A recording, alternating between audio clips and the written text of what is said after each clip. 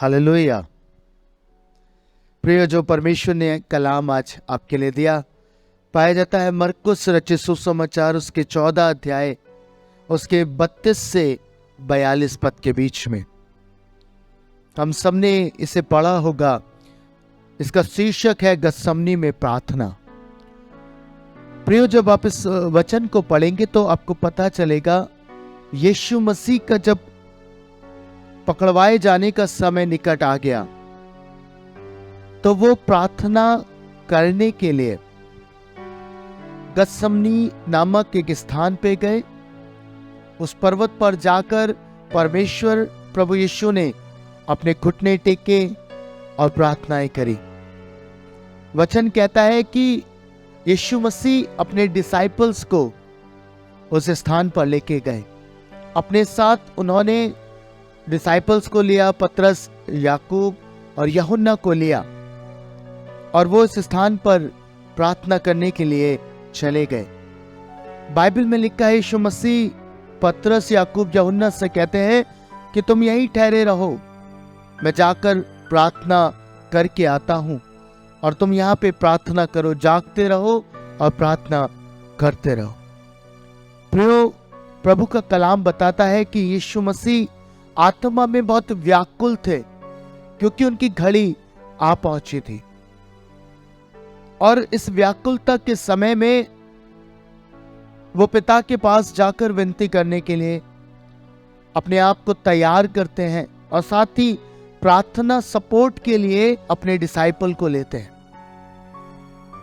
और जब वो जाकर विनती करते हैं पिता से कि पिता तू चाहे तो ये जो कटोरा है, ये जो प्याला है मेरे सामने से हट जाए, पर मेरी नहीं तेरी इच्छा पूरी हो।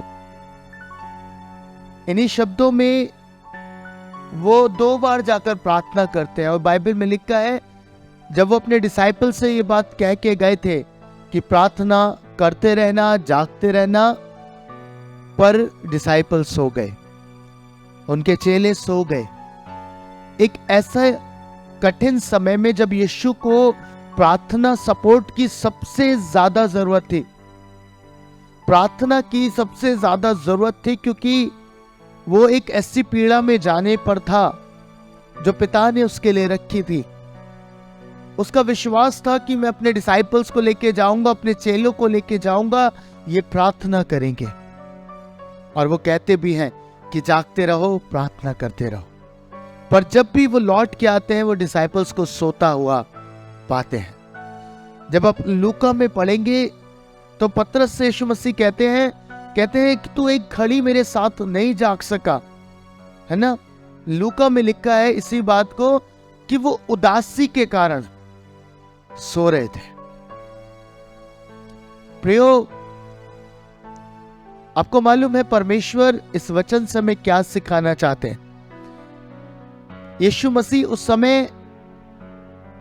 उन्हें लग रहा था कि मेरे जो चेले हैं वो मेरे साथ रहेंगे, मेरे लिए प्रार्थना करेंगे और मुझे बल मिलेगा, मुझे सामर्थ्य मिलेगी, पर ऐसा नहीं हुआ। वो सो रहे थे। आज भी कहीं ना कहीं आपको मालूम है परमेश्वर के लोग सोते हैं, परमेश्वर के जन सोते हैं। बाइबल में लिखा है वो उदासी के कारण सो रहे थे, उनका मन उदास था, उन्हें लग रहा था अब यीशु मसीह का क्या होगा। वो व्याकुल थे, पर व्याकुलता के कारण, उस उदासी के कारण वो सो रहे। ये बात मुझे समझ नहीं आई। आपको मालूम है परमेश्वर हमें सिखाना चाहते हैं जिस घड़ी हमारा मन उदास हो, जिस घड़ी हम व्याकुल हो, हमें सबसे अधिक प्रार्थना करनी चाहिए। और यही लेसन यीशु मसीह अपने डिसाइपल्स को सिखा रहे थे कि जागते रहो, प्रार्थना करते रहो। प्रेयर सपोर्ट की सबसे ज्यादा नीड थी यीशु को, और उस समय डिसाइपल सो रहे थे। आज आपको मालूम है प्रियो, कलीसिया को, पासवानों को, जो परमेश्वर के जन हैं, उन्हें सबसे ज्यादा प्रेयर सपोर्ट की नीड है। आज जिस समय में हम आ चुके हैं ना प्रियो, वो समय अब आसान नहीं रह गया, बहुत टफ होता जा रहा है। मैं आपको बताऊं, ऐसा समय है जब केवल प्रार्थना है जो हमें बचा सकती है, जो हमें बदलाव में ला सकती है। पर आपको मालूम है आज भी लोगों का हाल वही है, लोग सोते हैं, आत्मिक रीति पर वो सो जाते हैं। जब प्रार्थना का समय होता है तब वो सोने लगते हैं। आज यीशु मसीह सिखाना चाहते हैं, कलीसिया जिस समय में यीशु पकड़वाए जाने वाले थे वो कठिन समय था, वो दुख का समय था, पर उस समय यीशु ने कहा मुझे प्रेयर सपोर्ट दो, मुझे प्रार्थना का सपोर्ट दो, पर डिसाइपल्स हो गए। आज जिस दौर में लोग पाए जाते हैं, पासवान पाए जाते हैं, कलीसिया पाई जाती हैं, चर्चेस पाए जाते हैं, पता है सबसे अधिक प्रार्थना की नीड है, सबसे अधिक प्रार्थना सपोर्ट की नीड है, पर कलीसियाएं सो रही हैं, सो रही हैं। आपको मालूम है कलीसिया एक्सपेक्ट करती है, लोग एक्सपेक्ट करते हैं कि अगर उनके घर में कोई भी परेशानी हो जाए, कोई भी तकलीफ हो जाए, कोई भी समस्या आ जाए तो पासवान तुरंत उड़कर उनके घर जाए, है ना। कहीं भी वो पास्टर जी को फोन करते हैं, पास्टर जी ऐसा हो गया, तुरंत आ जाइए घर, है ना। आज मेरे को ये तकलीफ हो गई, मेरे को ये परेशानी हो गई, पास्टर जी उड़ के आइए, चाहे कैसे भी आइए, आ जाइए, है ना। होता है, हम एक्सपेक्ट करते हैं कि पास्टर हमारे घर पे तुरंत आए, तुरंत प्रार्थना करे और ठीक हो जाए। और पास्टर कहीं किसी कारण से नहीं पहुंचता तो हम बहुत कुछ कहते हैं। पर आपको मालूम है कि पासवानों को सबसे अधिक नीड होती है, लीडर्स को सबसे अधिक नीड होती है आपकी प्रार्थनाओं की। आपको तो शायद आपकी तकलीफ के समय में नीड हो, पर पासवान को, लीडर्स को, प्रभु के दासों को हमेशा प्रार्थना की जरूरत होती है। पासवान तो आपके लिए हमेशा खड़ा है, पर आज सवाल यह है क्या कलीसियाएं परमेश्वर के दासों के लिए खड़ी हैं प्रार्थना करने के लिए? क्या लोग खड़े हैं प्रभु के दासों के लिए प्रार्थना करने के लिए? उस समय डिसाइपल्स सो गए, पर आज कलीसिया भी सो रही है। प्रियो, ये जागने का समय है। आप ऐसे समय में आ चुके हैं, यदि आप प्रार्थना नहीं करेंगे कलीसियाओं के लिए, चर्चेस के लिए, लोगों के लिए, दासों के लिए, तो याद रखिएगा हो सकता है वो बंदवाई में जाए। और ये केवल तब बदलाव में आ सकता है जब आप प्रार्थना करें, जब आप परमेश्वर के सम्मुख आकर विनतियां करें, प्रार्थनाएं करें। आपको मालूम है परमेश्वर के दास के विषय में लिखा है, जब पतरस बंदी गृह में था तो कलीसिया लौ लगाकर पतरस के लिए प्रार्थना कर रही थी। पतरस उनका लीडर है ना, प्रभु का दास बंदी गृह में है और कलीसिया लौ लगाकर प्रार्थना कर रहे हैं। उदास वो भी थे, है ना, पर उदासी में वो रो नहीं रहे थे, आंसू नहीं बहा रहे थे कि हाय हमारा जो पासवान है, हमारा जो लीडर है वो जेल में बंद हो गया है, वो बंदी गृह में है। नहीं, उदास थे, पर उदासी के समय उन्होंने एक बात को सोचा कि हमें प्रार्थना करनी चाहिए, हमें प्रेयर करनी चाहिए। और पता है कलीसिया लौ लगाकर पतरस के लिए विनती कर रही थी। और आपको मालूम है क्या हुआ? बाइबल बताती है जब उन्होंने प्रार्थनाएं करी, जब उन्होंने विनती करी खुदा के आगे, तो एक बदलाव हुआ, एक चेंज आया। पतरस जो बंदी गृह में था वो बंधन उसके टूट गए। खुदा ने स्वर्ग से सहायता भेजी। प्रभु आज यही सिखाना चाहते हैं प्रियो, जिस समय में हम हैं उस समय केवल एक ही चीज है, एक ही हथियार है जो हमें बचा सकता है, जो हमें जागृति में लेके आएगा, वो है प्रार्थना। प्रभु की ये इच्छा है उसके लोग विनतियां करें, प्रार्थनाएं करें। परमेश्वर ने अपने वचन में कहा कि तुम प्रार्थना करते रहो, जागते और प्रार्थना करते रहो कि परीक्षा में ना पड़ो। आज कितना हम प्रार्थना कर रहे हैं लोगों के लिए। आप 10 मिनट भी प्रभु के जनों के लिए प्रार्थना नहीं करते। आपको मालूम है प्रभु के दास सदैव आपके लिए तैयार रहते हैं, अपना खाना छोड़ छोड़ के आपके लिए दौड़ जाते हैं। किसी का फोन आ जाए तुरंत भागते हैं, कोई एडमिट हो जाए तुरंत भागते हैं। पर जब आपको पता चलता है कि पासवान पे ये संकट है, लीडर पे ये संकट है, क्या आप प्रार्थनाएं करते हैं? हाँ, कहते नहीं हम बाद में करेंगे। कई लोगों को तो फर्क ही नहीं पड़ता।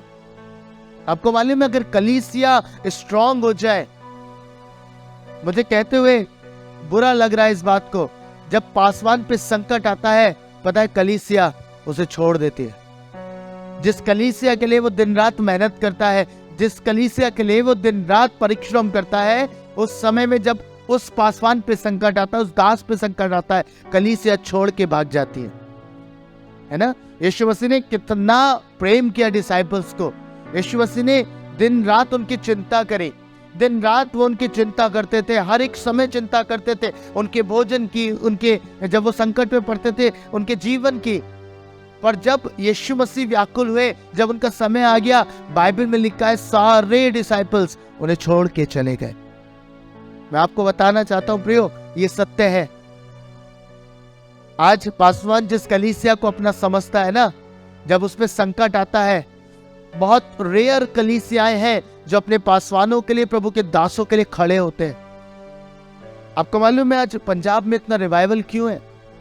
पंजाब की कलीसिया इतनी उन्नति क्यों कर रही है? पता है कारण है, वो पासवान तक कुछ भी पहुंचने नहीं देते। वो सामने खड़े हो जाते हैं, हर परेशानी का सामना कलीसिया करती है। पासवान को कहते हैं आप जाइए, हम देख लेंगे। हालेलुया। और यहां अगर कुछ ऐसा होता है तो पता है हम लोग और मजाक उड़ाते हैं, हम खड़े नहीं होते पासवान के साथ। पास्टर अकेला होता है, जैसे यीशु मसीह अकेले हो गए थे। पर मैं आपको बताऊं, यीशु अकेले कभी नहीं थे। जैसे ही पतरस, याकूब, यूहन्ना भले ही नींद में थे, भले ही उदासी के कारण उनकी आंखें भरी हुई थी, वो नींद में थे, सो रहे थे बार बार, पर यीशु ने जब प्रार्थना करी, स्वर्ग के दूत उसके लिए आए। हालेलुया। इसलिए कह रहा हूं, यीशु अकेले नहीं थे, प्रभु के दास भी अकेले नहीं होते। दुनिया छोड़े तो छोड़े, परमेश्वर अपने लोगों को कभी नहीं छोड़ता। हालेलुया। भले ही पासवान जेलों में है, तकलीफों में है, पर खुदा उनके साथ है, और जब वो लेके आएगा तो उनसे अद्भुत काम लेगा। मैं आपको बोल रहा हूं, कलीसिया आपको जागृत होने की जरूरत है। जितना अधिक आप प्रार्थना करेंगे, उतनी चीजें बदल जाएंगी, उतने बंधन टूटते चले जाएंगे, उतनी बड़ी जागृति आती चली जाएगी। प्रॉब्लम ये है कि हम प्रार्थनाएं नहीं कर रहे। आपसे अगर सीधे सवाल पूछूं, 10 मिनट आप प्रार्थना करते हैं इस परसिक्यूशंस के लिए, इन चीजों के लिए जो घट रही है, जो घटेंगी, जो होंगी? समझ रहे? परमेश्वर ने कहा कि ये होगा, ये होगा, पर यीशु ये बात भी तो कह रहे हैं, प्रार्थना करो, प्रार्थना करो कि तुम सामर्थ पाओ। प्रार्थना ये नहीं करनी है प्रभु इन सब चीजों को बदल दे, सारे हालातों को बदल दे। प्रार्थना ये करनी है, प्रभु चाहे हालात बद से बदतर हो तो मुझे सामर्थ्य दे कि मैं तेरा इनकार ना करने पाऊं। प्रभु मैं तेरे साथ खड़ा रहूं, तेरे नाम को मैं लेता रहूं। हालेलुया। समझ रहे? परमेश्वर क्या कह रहे? आज सिखा रहे प्रभु, अगर उदासी है, आपको लग रहा है समय खराब है, चीजें खराब है, तो प्रार्थना करना आरंभ करिए। बीमारियां हैं, तकलीफें हैं, कुछ भी है, प्रार्थनाएं आरंभ करिए। प्रार्थना की ताकत से सब कुछ हो सकता है। आपको मालूम है, प्रार्थना परमेश्वर को आमंत्रित करती है आपकी परिस्थिति के बीच में काम करने के लिए। हालेलुया। यीशु का जो पसीना था वो लहू की बूंदों की तरह उस गतसमनी बाग में गिर रहा था। आपको मालूम है, बाइबल में लिखा है स्वर्ग का दूत आकर उसकी सहायता करने लगा। ये है प्रार्थना का असर। चीज नहीं बदली, परमेश्वर ने जो योजना ठहराई थी वो पूरी होनी थी, पर पता है यीशु ने सामर्थ को पाया, यीशु ने ताकत को पाया। स्वर्गदूत आकर उसे तसल्ली देने लगे, उसको सामर्थ देने लगे, और यीशु उस पीड़ा के लिए तैयार हो पाए। आपको बताऊं, जब आप प्रार्थनाएं करना आरंभ करेंगे, जब आप प्रार्थनाओं में रहेंगे, मध्यस्थ करना आरंभ करेंगे, परमेश्वर आपकी लाइफ में आपको सामर्थ्य बनाएंगे, आपके पासवान सामर्थ्य होते चले जाएंगे। आज सबसे जरूरत कलीसिया को है। कलीसिया अगर प्रार्थना करने वाली है तो याद रखिएगा, आपका पासवान भी सामर्थ्य है, आपका पासवान युद्ध में रहता है। आपका लीडर युद्ध में रहता है, शत्रु का सबसे ज्यादा हमला वही सहन करता है, इसलिए उसे बहुत नीड होती है। आपको मालूम है बाइबल में जब आप पढ़ेंगे, मैं आपको प्रार्थना की ताकत बता रहा हूं, मध्यस्थता की ताकत बता रहा हूं। यहोशू उसके 8 अध्याय को जब आप पढ़ेंगे तो परमेश्वर यहोशू से कहते हैं, जब ए नगर को जीतने की बात होती है, एक नगर था जिसका नाम था ए नगर, और परमेश्वर से यहोशू बात करते हैं उसे जीतने के लिए, तो यहोशू को पूरा प्लान परमेश्वर बताते हैं।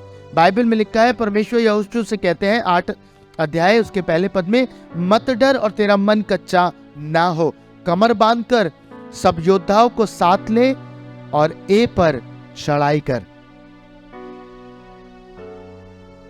सुन, मैंने ए के राजा को, उसकी प्रजा और उसके नगर और देश समेत तेरे वश में किया है, और जैसा तूने यरीहो और उसके राजा से किया वैसा ही ए और उसके राजा के साथ भी करना।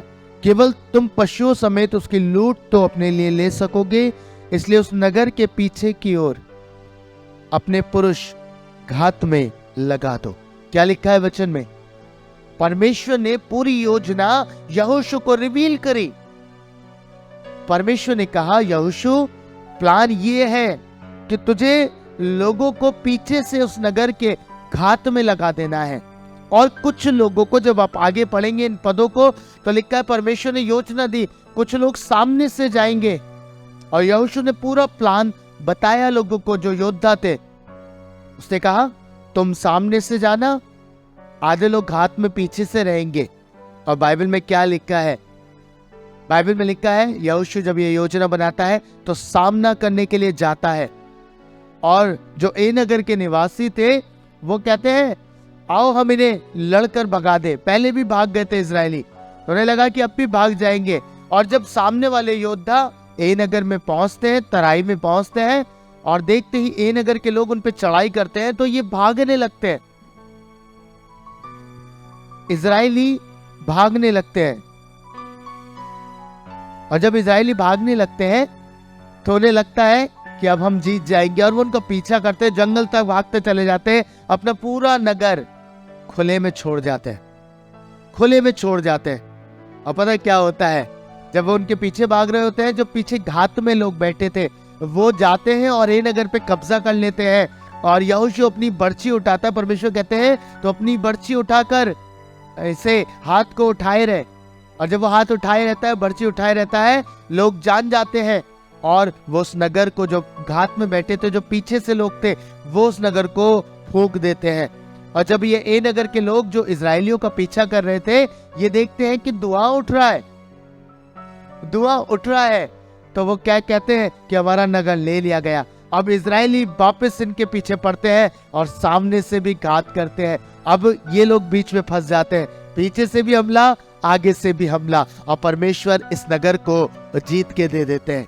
मैं आपको बताना चाहता हूं प्रियो, जितने लोग सामने से थे उतने लोग पीछे भी थे, है ना? आज स्थिति ऐसे ही है।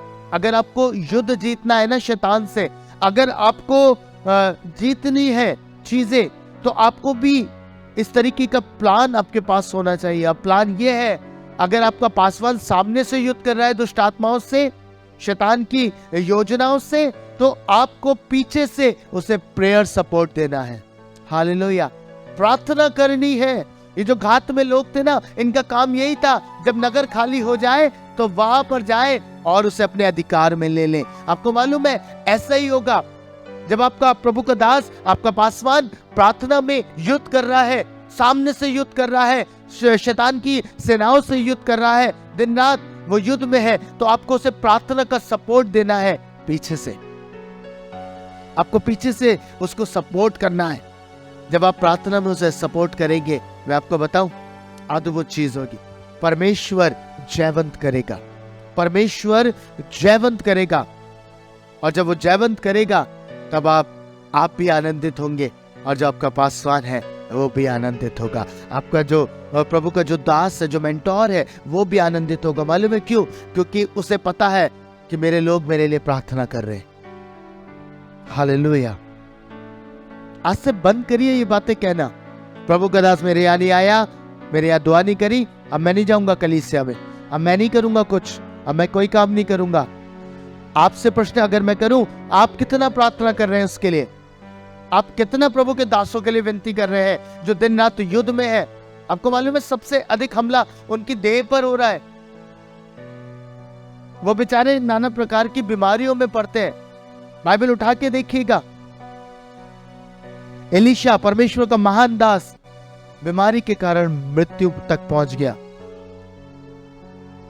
क्योंकि शैतान प्रभु के दासों के ऊपर हमलावर रहता है। प्रभु के दास हुए महान दास डॉक्टर डीजीएस दिनकरन, उन्होंने अपनी बुक में लिखा कि मैंने ना जाने कितने हमले बीमारी के रूप में सहे। ऐसा मत सोचिएगा प्रभु का दास है तो बीमारी उसके ऊपर नहीं आएगी, नहीं, सबसे ज्यादा हमला उसके ऊपर होता है, क्योंकि शैतान जानता है इसे घात कर लो, बाकी सब तो अपने आप बिखर जाएंगे, सब अपने आप तितर बितर हो जाएंगे। समझ रहे मेरी बात? आपकी प्रार्थना सब कुछ कर सकती है। प्रभु इस बात के लिए विलाप करते थे कि मैंने ढूंढना चाहा कि कोई मुझे मध्यस्थता करने वाला मिले, कोई ऐसा मिले जो नाकी को बंद करे, पर एक भी नहीं मिला। कोई नहीं था जो प्रार्थना करे, परमेश्वर ये बता रहे थे, कोई नहीं था जो मध्यस्थता करे, कोई नहीं था जो नाकों को बंद करे, जो खुल गए हैं शैतान के लिए। आज ये पीड़ा है। आपको बताना चाहता हूं प्रियो, अगर अब भी आप नहीं जागे, अब भी आप अगर आत्मिक रीति पर जागृत नहीं हुए, प्रार्थनाएं नहीं करी, तो एक ऐसे समय में आप चले जाएंगे फिर चाहकर भी प्रार्थना करना भारी हो जाएगा। मेरे वर्ड्स को नोट करिएगा। प्रभु कह रहे हैं ये समय आपको दिया गया है, प्रार्थना करिए, प्रार्थना करिए। लॉर्ड आप आइए, परमेश्वर आइए, आपकी दुल्हन तैयार है, अपनी दुल्हन को लेने के लिए जल्दी से आइए। पिता हम नहीं रहना चाहते यहाँ, परमेश्वर हम नहीं छूटना चाहते उस महाकलेश के लिए, हमें तो तू अपने साथ बादलों पे उठा ले। प्रार्थना करना आरंभ करिए ना, प्रभु के दासों के लिए प्रार्थना करना आरंभ करिए। कुछ देश ऐसे भी हैं जिनकी सुबह जो है वो प्रार्थना से होती है, इसलिए वहां इतनी जागृति है। बहुत से ऐसे देश हैं जिन्होंने प्रार्थनाओं के बल से सब कुछ किया। आप समझ रहे? प्रार्थनाओं के बल से उन्होंने सब कुछ पाया। कितना भी सताव रहा, कितनी भी तकलीफें रही, उन्होंने प्रार्थना नहीं छोड़ी। वो उदास नहीं हुए, ओ हम कैसे करेंगे, क्या होगा, नहीं, उन्होंने कहा घुटने टेक कर हम प्रार्थना करेंगे, खुदा हमें बढ़ाएगा, खुदा हमें इस्तेमाल करेगा, खुदा रिवाइवल लेके आएगा, परमेश्वर अपने लोगों को छोड़ेगा नहीं। हालेलुया। इसीलिए एस्तर ने कहा था उपवास करो, मैं भी उपवास करूंगी, कुछ भी हो जाए मैं करूंगी। और आपको रिजल्ट पता है क्या हुआ? परमेश्वर ने सारी परिस्थितियों को बदल दिया। वो परमेश्वर आपका भी परमेश्वर है। जब आप उसके सम्मुख आकर विनतियां करेंगे, प्रार्थना करेंगे, जागृत रहेंगे, तो परमेश्वर आपको बल देगा, सामर्थ्य देगा, स्वर्ग की सेना को भी भेज देगा कि आपके लिए खड़ी हो जाए, आपकी सपोर्ट के लिए खड़ी हो जाए। यीशु मसीह ने नहीं कहा, जब पतरस हमला करता कहता है क्या तुझे नहीं मालूम मैं अभी पिता से विनती करूंगा, वो 12 पलटनों को भेज देगा स्वर्गदूतों की। आपको मालूम है क्या यीशु की प्रार्थना में इतनी सामर्थ्य कि 12 पलटन स्वर्ग से रिलीज हो जाए? यस, उसकी प्रार्थना में सामर्थ्य, क्योंकि उसका जीवन प्रार्थना था, उसका जीवन ही प्रार्थना था, इसलिए परमेश्वर उसकी सुनता था। अगर आपका जीवन प्रार्थना बन जाएगा, आप निरंतर प्रार्थना करेंगे, आप निरंतर अपने जीवन शैली को प्रार्थना में बदल देंगे, तब आप देखिएगा स्वर्ग से आपकी सामर्थ्य आएगी, स्वर्ग से परमेश्वर आपको बल देगा, स्वर्ग से परमेश्वर आपके लिए स्वर्ग की सेना को रिलीज करेगा, है ना? पर प्रॉब्लम यह है कि परमेश्वर के लोग प्रार्थना नहीं कर रहे, परमेश्वर के जन प्रार्थना नहीं कर रहे। आप समझ रहे? हम तो ऐसे हो गए हैं कि हम प्रार्थना के समय में समय से जुड़ते भी नहीं हैं। हमने अपने प्रभु को ना इतना लाइटली ले लिया है ना, क्योंकि हम मसीह को लगता है कि प्रभु तो हमारा बहुत प्रेमी है, बहुत अद्भुत है, सारी चीजों को माफ करेगा। यस, वो माफ करता है, पर पता है जिस दिन जजमेंट आएगा, जिस दिन न्याय आएगा उसका, उस दिन आपको पता चलेगा, तब आपको समझ में आएगा कि परमेश्वर दयालु परमेश्वर है, पर वो न्याय करता भी है, वो न्याय भी करता है ना। हम एक ही रूप को उसका देखते हैं। मैं आपको बता रहा हूं, वो बहुत प्रेमी है। आप 100 बार पाप करिए, क्षमा मांगिए, वो क्षमा करेगा, करता रहेगा, करता रहेगा। पर एक समय ऐसा आएगा कि आपके पास क्षमा का मौका ही नहीं होगा, है ना। आपके पास क्षमा के लिए मौका ही नहीं होगा। और फिर जब आप न्याय में पड़ेंगे, तब आपको समझ में आएगा। समझ रहे मेरी बात? परमेश्वर अपने डिसाइपल्स को बोले, प्रभु यीशु जागते रहो, प्रार्थना करते रहो। सो गए, पर हमें सोना नहीं है, हमें जागृत रहना है, हमें आत्मा में जागृत रहना है, प्रार्थना में लगे रहना है। प्रभु कहता है प्रार्थना में लगे रहो, निरंतर प्रार्थना करते रहो, निरंतर प्रार्थना करते रहो, है ना। अधिकारियों के लिए, हाकिमों के लिए, अपने लोगों के लिए, पासवानों के लिए, सब के लिए प्रार्थना करते रहो। क्यों कह रहा है प्रभु? क्योंकि वो जानते हैं कि प्रार्थना ही उन्हें बल देगी, प्रार्थना ही उन्हें सामर्थ्य देगी। हालेलुया। मध्यस्थता में आ जाए, मध्यस्थता में आ जाए।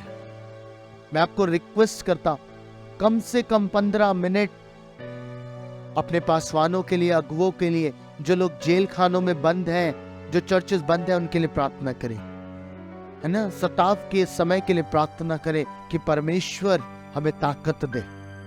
प्रभु आप तो सब कुछ बदलने की सामर्थ्य रखते हैं, प्रभु आप बदलिए। पता है, अगर हर घर से अगर 15 मिनट की दुआएं आरंभ हो जाएं, मैं आपको बता रहा हूं, प्रभु अद्भुत काम करेगा। परमेश्वर हमारी कल्पनाओं से बढ़कर काम करेगा। जो सोचा भी नहीं होगा, जो हमारे चित्त में नहीं चढ़ा होगा, उससे भी बढ़कर प्रभु काम करेगा, है ना। परमेश्वर के दास हुए, नाम उनका मैं भूल गया हूं, पर उन्होंने प्रार्थना करी स्कॉटलैंड के लिए। उन्होंने घुटने टेके और प्रार्थना करी, खुदा मुझे स्कॉटलैंड दे। आपको मालूम है, परमेश्वर उनकी प्रार्थना को सुना, परमेश्वर ने उनकी प्रार्थना को सुना और स्कॉटलैंड में एक रिवाइवल भेज दिया। एक व्यक्ति की प्रार्थना ने पूरे स्कॉटलैंड में जागृति ला दी। आप सोचिए, अगर घर का हर व्यक्ति 15 मिनट प्रार्थना करेगा, हर व्यक्ति घुटने टेक के प्रभु के सामने प्रार्थना करेगा, तो आप देखिएगा, क्या परमेश्वर बदलने की ताकत नहीं रखता? प्रभु तो सब कुछ बदल सकता है ना। प्रभु कहता है कि हाँ ऐसा करो। नहमीया ने परमेश्वर को पुकारा, नहमीया ने कहा परमेश्वर हमारी सुधि ले। परमेश्वर ने सुधि ली और वो यरूशलेम की शहर पनाह को बना पाया। परमेश्वर ने सहायता भेजी, सपोर्ट करा परमेश्वर ने। क्यों? क्योंकि एक बंदा प्रार्थना करने के लिए खड़ा हुआ, एक व्यक्ति नाके में खड़ा हुआ, एक ने मध्यस्थता करी, एक ने जागृति के लिए प्रार्थना करी और परमेश्वर ने जागृति को भेजा। मैं आपसे कहना चाहता हूं, खुदा के लोगों, आरंभ करिए, आरंभ करिए। मेरा ऐसा विश्वास है कि खुदा परिस्थितियों को बदल देगा, खुदा सब कुछ बदल देगा आपकी प्रार्थनाओं के द्वारा। उसे ऐसा मौका मत दीजिए कि वो कहे मैंने ढूंढना चाहा कोई नहीं मिला। वरन जब वो देखे ना आपको प्रार्थना करते हुए, तो वो आपकी प्रार्थनाओं के लिए स्वर्ग से दूतों को भेजे। आपको मालूम है, कोर्नेलियस जो एक अन्य जाति व्यक्ति था, उसके जीवन को देखिए, बाइबल में लिखा है उसके दान और उसकी प्रार्थना स्वर्ग के परमेश्वर के पास पहुंच गई। स्वर्ग के परमेश्वर के पास उसकी प्रार्थना पहुंच गई और उत्तर क्या आया? परमेश्वर ने स्वर्ग के दूत को भेजा। परमेश्वर ने स्वर्ग के दूत को भेजा कि जा कोर्नेलियस से बात कर। और जब वो आया, उसको बताया उसने कि तेरे दान और तेरी प्रार्थनाएं परमेश्वर के सामने स्मरण के लिए पहुंचाए गए हैं। अब जा पतरस को बुला ले। हालेलुया। आप सोच के देखिए, एक व्यक्ति जो अन्य जाति का है, जब वो प्रार्थना कर रहा है, वो अपने जीवन को परमेश्वर के सम्मुख जानकर चल रहा है। भले ही वो नहीं जानता था जीवित खुदा को। पर जब उसने प्रार्थनाएं करी और उसके दान जब उसने देखा, परमेश्वर ने देखा कि ये व्यक्ति मन का साफ है, इसकी प्रार्थनाएं अद्भुत है, परमेश्वर ने स्वर्ग के दूत को भेजा। मालूम है किस लिए? कि पतरस को भेजा जाए और वो सुसमाचार उस व्यक्ति को सुना दे। हालेलुया। ऐसा है प्रभु। पर हमारा मन परमेश्वर के अनुसार नहीं होता। हम प्रार्थनाएं नहीं करते, हम प्रेयर्स नहीं करते। अगर हम प्रार्थना करना आरंभ करें ना, मैं आपको बता रहा हूं, परमेश्वर दूतों को रिलीज करता है स्वर्ग से आपके लिए, और जीवन बदल जाते हैं, सब कुछ बदल जाता है। एक बड़ी जागृति उस स्थान पे आई। आपको मालूम है जब पतरस पहुंचा उस घर में, उसने प्रचार किया, जितने उसके सगे संबंधी थे कुरनेलियस के वहां थे। बाइबल में लिखा है जैसे ही पतरस ने बोलना आरंभ किया, पवित्र आत्मा सब सुनने वालों पर उतर आया। ओ वंडरफुल, क्या अद्भुत बात हुई। सुनने वालों पर पवित्र आत्मा उतर आया। क्यों? क्योंकि एक व्यक्ति था जो प्रार्थनाएं करता था, जो ईमानदारी से प्रार्थना करता था। उसकी प्रार्थनाओं के द्वारा एक जागृति आई, तमाम लोग पवित्र आत्मा का दान पा गए। हालेलुया।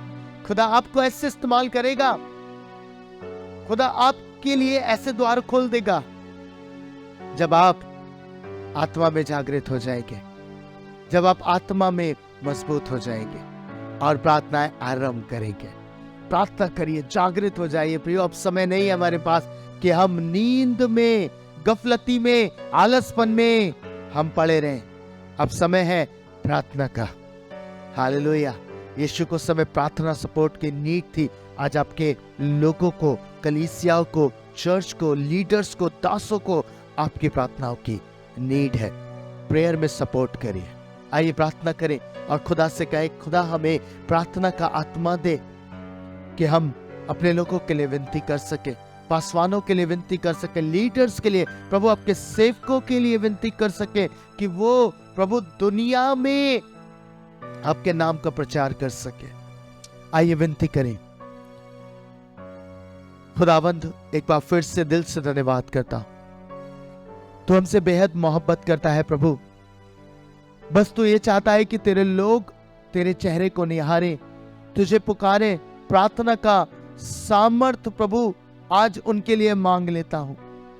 इन लोगों के लिए प्रार्थना का सामर्थ्य मांगता पिता, विनती करता इन्हें प्रार्थना सिखा, प्रार्थना का आत्मा दे, ताकि प्रभु आपके लोगों के लिए, आपकी कलीसियाओं के लिए, आपके दासों के लिए, आपके सेवकों के लिए, आपके चर्चेस, आपकी कलीसियाओं के लिए ये विनती कर सके, प्रार्थना कर सके। आओ परमेश्वर, इनके हृदय में आग लगा दीजिए, इनके हृदय में प्रार्थना की ज्योत जला दीजिए। वो प्रार्थना का आत्मा उतर आए इनके ऊपर प्रभु। इसी समय हर एक सुनने वाले पर प्रार्थना का आत्मा, पवित्र आत्मा उतर आए परमेश्वर। इनके अंदर बोझ आ जाए कलीसियाओं की उन्नति के लिए प्रभु, पासवानों को प्रोटेक्ट करने के लिए परमेश्वर। ये कलीसिया जागृत हो जाए कि ये खड़े हो प्रभु आपके पासवानों के लिए, आपके दासों के लिए, आपके लोगों के लिए जो खराई से चलते हैं, जो ईमानदारी से सेवा कर रहे हैं प्रभु। उनको प्रार्थना की जरूरत है पिता। ये लोग खड़े हो जाए, प्रार्थना में मजबूत कर प्रभु, इन्हें मजबूत कर। खुदा आपसे विनती करता प्रभु यीशु के नाम में, आमीन।